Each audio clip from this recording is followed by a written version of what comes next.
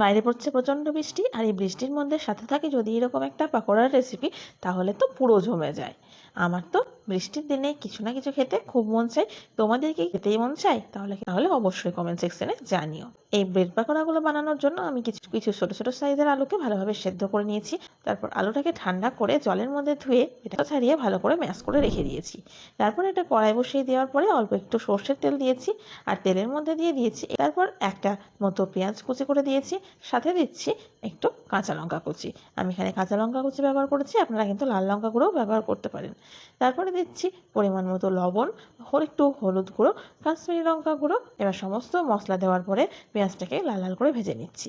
পেঁয়াজটা যখন লাল লাল হয়ে ভাজা হয়ে এসেছে, তখন এর মধ্যে ম্যাশ করে রাখা আলুও দেওয়ার পরে ভালোভাবে আলুর সাথে মশলাটা মেখে নিচ্ছি।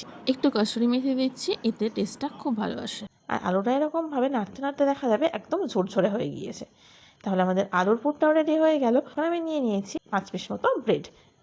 এবার এই ব্রেডগুলোকে আমি কোনাকুনি কেটে নিচ্ছি। একটা কোনা কেটে নেওয়ার পরে আমি এর ওপরে পাউরুটি নেওয়ার পরে আমি এর ওপরে দিয়ে দিচ্ছি আলুর পুরটা।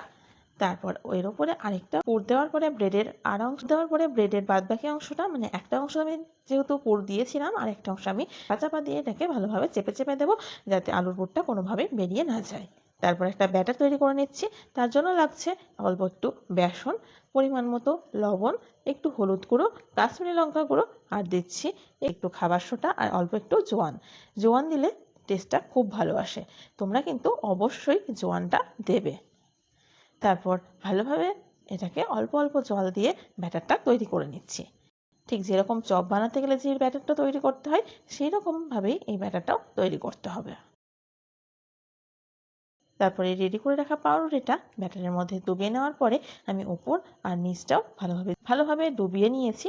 তারপরে তেলের মধ্যে ছেড়ে এটাকে উল্টে পাল্টে ভেজে নিতে হবে। এবার সব পকোড়াগুলোই আমি তেলের মধ্যে উল্টে পাল্টে এভাবে ভেজে নেব। আর পকোড়াগুলো ভাজা হয়ে গিয়েছে, একটা পকোড়া তুলে নিয়ে আমি এখন একটা চাকুর সাহায্যে কেটে দেখাচ্ছি। দেখুন কতটা ক্রিস্পি হয়েছে এবং ভেতর থেকেও কতটা সুন্দর হয়েছে দেখতে। দেখতে তো সুন্দর হয়েছে, খেতেও কিন্তু দারুণ হয়েছিল। তাহলে এরকমভাবে তোমরাও একবার বানিয়ে নাও, আর বানানোর পর খেয়ে জানিও কিন্তু কেমন হয়েছিল। রেসিপিটি চুপি চুপি দেখে পালিয়ে গেলে হবে, পেজটাকে একটু ফলোও তো করতে হবে নাকি।